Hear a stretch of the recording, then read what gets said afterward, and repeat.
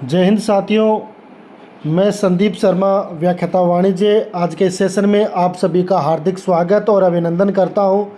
साथियों, राजस्थान लोक सेवा आयोग अजमेर द्वारा एक और नई खबर है, एक नया नोटिफिकेशन है, वो आरपीएससी के द्वारा जारी किया गया है।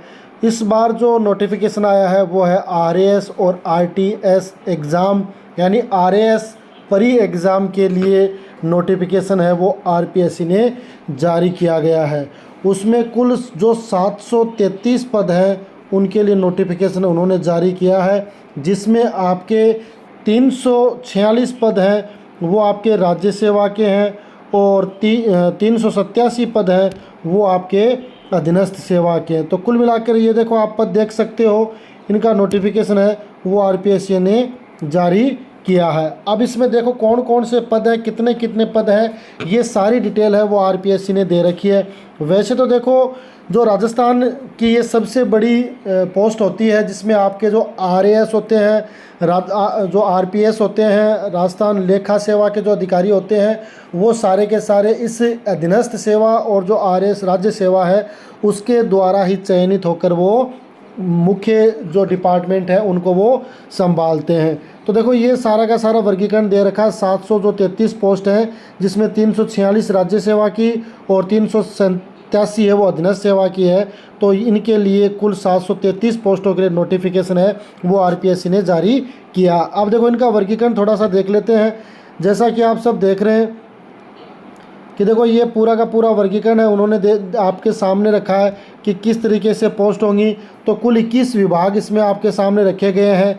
देखो, इनका वेतनमान तो वैसे तो देखते तो देखो, वेतनमान क्या है, L14 और L12 का है। तो L14 का आप जानते हैं कि एज ए वाइस प्रिंसिपल का जो होता है वेतन, वो आपका L14 का ही होता है, और जो लेक्चरर होते हैं उनका L12 का वेतन होता है। लेकिन प्रशासनिक, क्योंकि आरएस होता है राजस्थान एडमिनिस्ट्रेटिव सर्विस, यानी राजस्थान की जो प्रबंध की है ना, उससे रिलेटेड ये सबसे बड़ी एग्ज़ाम है वो मानी जाती है। और इनकी बहुत ही कम पोस्ट आती हैं। इंटेलिजेंट जो विद्यार्थी होते हैं, जिन्होंने मन में ठान लिया होता है, वो इस एग्ज़ाम को फाइट करते हैं, क्योंकि इसके लिए प्री एग्ज़ाम भी होती है और मेन एग्ज़ाम भी होती है। प्री एग्ज़ाम में आपके ऑब्जेक्टिव क्वेश्चन आते हैं, जिसमें आपका जीके एंड जनरल साइंस होता है, और सेकंड उसमें आपके 4 पेपर होते हैं, वो आपको क्वालिफाइड करने पढ़ते हैं। जब आप प्री एग्ज़ाम देते हो, प्री में आप क्वालिफाइड होते हो, तब आप मेन एग्ज़ाम में बैठ पाते हो। तो इसमें पद दे रखे हैं जो आपके राजस्थान प्रशासनिक सेवा के देखो 28 ही पोस्ट होती है, और राजस्थान पुलिस सेवा की 50 है, राजस्थान लेखा सेवा की 109 है,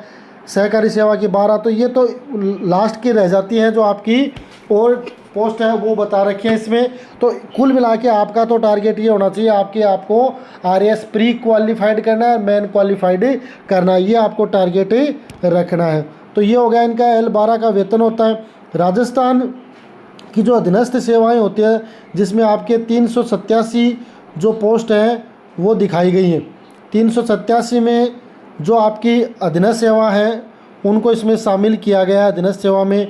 तो अब इसमें अधीनस्थ में कौन कौन से आते हैं, जिसमें राजस्थान देवस्थान विभाग के 11 पद है, एनएस यानी नॉन शेड्यूल एरिया के हैं, एसए यानी शेड्यूल एरिया के हैं। तो ये दिखा देखो, इनका वेतन क्या, देखो वेतन L10 है, L10 और L11 का वेतन है। तो L11 होता है सेकंड ग्रेड का वेतन होता है, और L10 होता है आपका थर्ड ग्रेड का वेतन होता है। लेकिन देखो, ये प्रशासनिक पोस्ट होती है तो इसलिए इनको बड़ी मानते हैं, और इसमें जो प्रमोशन है वो भी जल्दी होता है। यानी कोई भी बड़े जो डिपार्टमेंट होते हैं उनके जो सर्वा होते हैं उनमें यही अधिकारी लगे होते हैं। तो इसलिए इनका वेतनमान ज़रूर L11 और L10 का चलता है, लेकिन एक दमदार पोस्ट है ये मानी जाती है। तो इनके लिए आप तैयारी कर सकते हो। तो ये वर्गीकरण भी दे रखा है, राज्य सेवा और अधीनस्थ सेवा दोनों का वर्गीकरण है इस बार आरपीएससी ने जारी किया है। अब आगे देख लेते हैं इसमें और क्या सूचनाएं दे रखी है, इनकी एग्ज़ाम की डेट क्या होगी, क्या क्या है, तो वो सारी चीज़ भी इसमें हमें चर्चा करने वाले हैं। ठीक है, तो ये विशेष है, मंत्रालय कर्मचारी जो आवेदन करते हैं उनसे रिलेटेड है। तो ये अपने कोई रिलेटेड नहीं है। जो गवर्नमेंट से है उनके लिए भाई, जो पहले से कर्मचारी लगे हैं वो एनजी ही है ना, उनको वो भरना होता है। जब भी वो फॉर्म भरेंगे तो उनको इस विशेष प्रकार की जो कैटेगरी है वो दर्शानी पड़ेगी। इसके अलावा जो भी आरक्षण की कैटेगरी है वो इसमें शामिल रहेगी, किस तरीके से जो सैनिकों को आरक्षण है वो सारे डॉक्यूमेंट आपको लगानी पड़ेगी। अब बात कर लेते हैं इसकी योग्यताओं की। तो योग्यताओं में आपके पास क्या होनी चाहिए, आपके पास ग्रेजुएशन होनी चाहिए, है ना। आप स्नातक परीक्षा है वो उत्तीर्ण किए होने चाहिए, ये इसमें मेन योग्यता आपकी शामिल की गई है, यानी ग्रेजुएशन आपके पास होना चाहिए।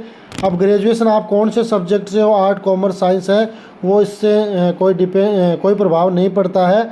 आपके पास या तो आप बीए हो सकते हैं, आप बीएससी हो सकते हैं और आप बीकॉम भी हो सकते हैं, और इसके अलावा कोई स्नातक स्तर की कोई शैक्षणिक योग्यता मानी जाती है तो वो भी इसमें इंक्लूड की जाती है। ठीक है। आयु के संबंध में, तो आयु के संबंध में आप सब जानते हैं कि आयु की गणना है वो 1 जनवरी 2025 से होगी, यानी उसमें न्यूनतम आयु आपकी कितनी वर्ष बताई गई है, 21 वर्ष बताई गई है, और अधिकतम 40 है, लेकिन 40 के बाद उसमें छूट रहती है। जो आपके SC ST OBC है, EWS वाले, उनको 5 वर्ष की छूट है। SC ST जो आपकी EWS अति पिछड़ा वर्ग की महिलाएं, उनको 10 वर्ष की छूट होती है। ये तो छूट है वो रहेगी। सामान्य वर्ग की जो महिलाएं, उनके 5 वर्ष की भी छूट है वो दी जाती है ना। तो ये तो छूट है वो एज में रहेगी, वैसे कोई छूट नहीं रहने वाली है। ठीक है।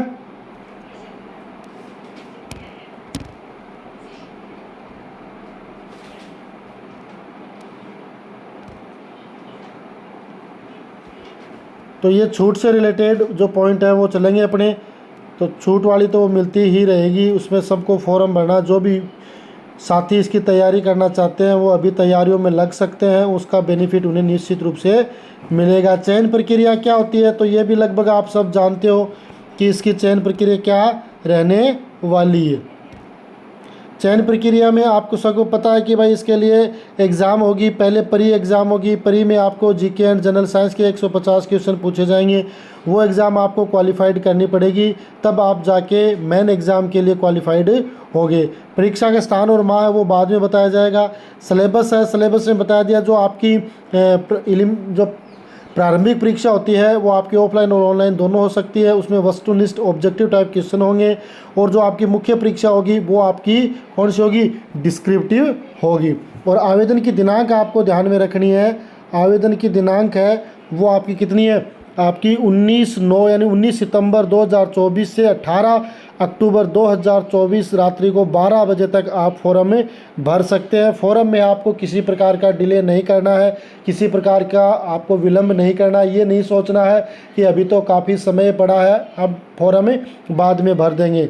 फॉर्म अगर आपको एग्ज़ाम की तैयारी करनी है, आपको एग्ज़ाम का हिस्सा बनना है, तो आपको तुरंत इसका फॉर्म है आप अपनी SSO ID में रिक्रूटमेंट जो लिंक होता है उस पर जाके आप उसको OTR 1 टाइम रजिस्ट्रेशन के माध्यम से भर सकते हैं। जिन्होंने 1 टाइम रजिस्ट्रेशन करवा दिया है वो डायरेक्ट G2C में जाके रिक्रूटमेंट पोर्टल है उस पर अपना फॉर्म है वो भर सकता है। फॉर्म भरने की अंतिम तिथि आपकी 18 अक्टूबर 2024 निर्धारित की गई है। तो ये आपको ध्यान रखना। ये आपको पता ही है कि भाई आपको SSO ID के माध्यम से आपको क्या करना है, ये फॉर्म भरना है।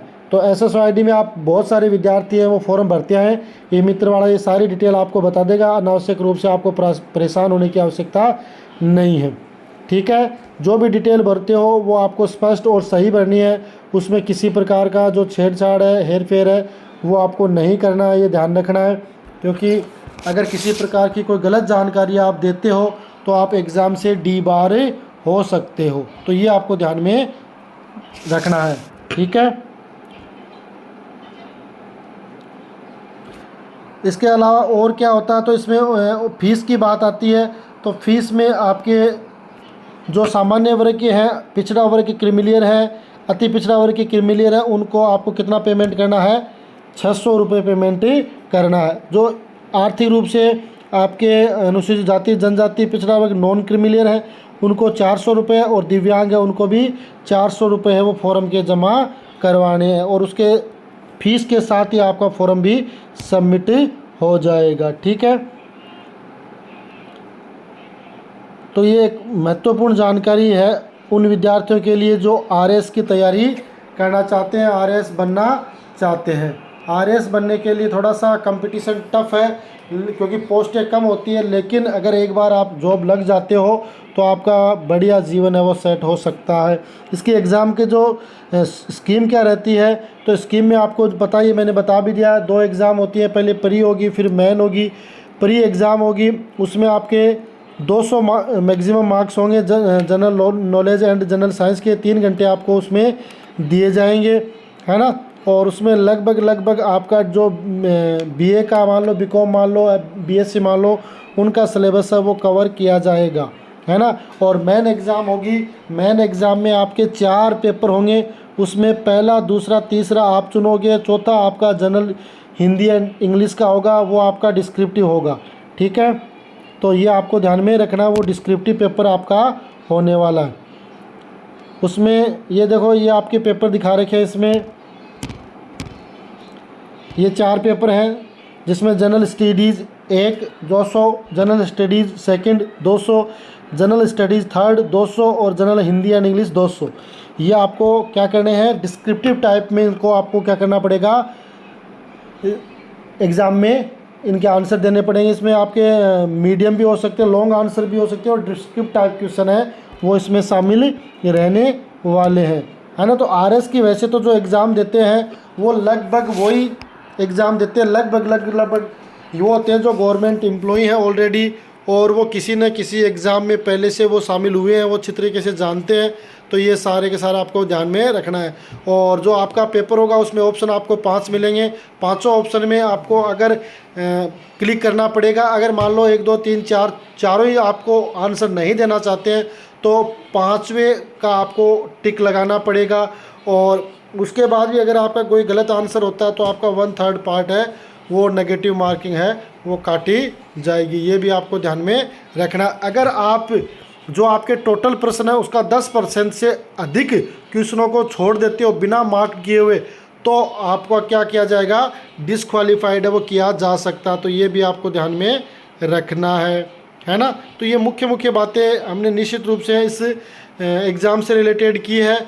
जो आरएएस एग्ज़ाम 2024 होगी, जो लगभग अप्रैल 2025 में इसके एग्ज़ाम हो सकती है, संभावित मानी जा रही है। बाकी सरकार पे डिपेंड है, वो एग्ज़ाम आगे पीछे भी करवा सकती है, वो सरकार पे डिपेंड है। लेकिन इस सत्र में बहुत सारी भर्तियां आने की संभावना है क्योंकि उपचुनाव भी है, और उसके बाद आपको पता है कि सरकार बने हुए लगभग आपके 9-10 महीने हो जाते हैं। तो सरकार की ये मंशा होती है कि लगभग 1-2 एग्ज़ाम तो बड़ी जो एग्ज़ाम है वो करवाई जाए, जिसमें आपकी फर्स्ट ग्रेड है, सेकेंड ग्रेड है, थर्ड ग्रेड है, आपकी आरएएस की एग्ज़ाम है, ये बड़ी एग्ज़ाम में शामिल होती हैं। इसके अलावा जो सीईटी ग्रेजुएशन और सीईटी सीनियर सेकेंडरी लेवल का नोटिफिकेशन भी चयन बोर्ड ने जारी कर दिया है, तो उसकी तैयारी करने वाले भी छात्र जो विद्यार्थी हैं वो लगे रहें।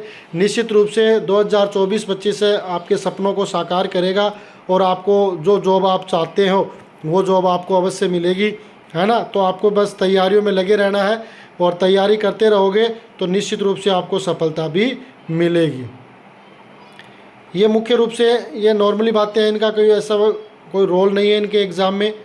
बाकी देखो, ये इसका डिस्क्रिप्टिव जो पदों का क्या वर्गीकरण कहते हैं कि भाई आपकी जनरल की सीट कितने रहने वाली है, एससी की सीट कितने वाली है, एसटी, ओबीसी, एमबीसी, ईडब्ल्यूएस, आपकी पीएच, ये सारों का वर्गीकरण है वो इसमें दे रखा है। तो इनको आप देख सकते हो, आपके लिए कौन सी वो पोस्ट है आपकी पसंद की, आप कौन सी डिपार्टमेंट में जाना चाहते हो वो आप पे डिपेंड है। जिस डिपार्टमेंट में जाना चाहते हो उसके लिए आपको उतनी ही ज़्यादा मेहनत करनी पड़ेगी। तो ये आपकी राज्य सेवा के 346 पदों का वर्गीकरण दे रखा है, और ये आपके अधीनस्थ सेवा के 387 पोस्ट है उनका वर्गीकरण दे रखा है, जिसमें आपके नॉन शेड्यूल एरिया के 358 है और शेड्यूल एरिया की 29 पोस्ट है इसमें आपकी निर्धारित की गई है।